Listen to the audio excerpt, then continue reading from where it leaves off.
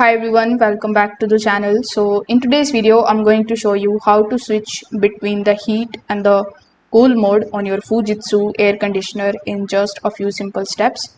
So as you can see, I have this Fujitsu remote control available of the AC. So over here, in order to basically change the heat and the cool mode, what you need to do is you need to first of all press this particular power button or the start or stop button or the on or off button depending on the Fujitsu remote that you have. And after pressing it, you just have to do nothing but to just simply wait for a few seconds for the indoor unit to basically initialize. After doing so, you just have to simply press this type of mode button until the desired icon appear on the remote display. So you need to just keep on pressing it, and when you see this type of cool mode written on top of the display, you just have to stop pressing it.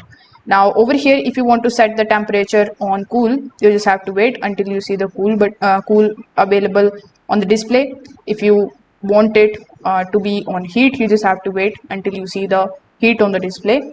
Then you just have to use these temperature buttons in order to basically set your preferred temperature. For cooling, just set the temperature below the room temperature, and for heating, above the room temperature. Afterwards, you need to also press this fan button, and you need to also select between the fan modes. So you will find the auto fan mode, the low, the medium fan mode, and the high fan speed. So for most of the situations, the auto is the best choice because it adjusts the airflow automatically.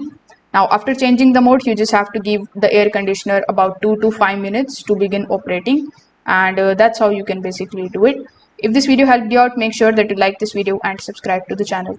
Thanks for watching.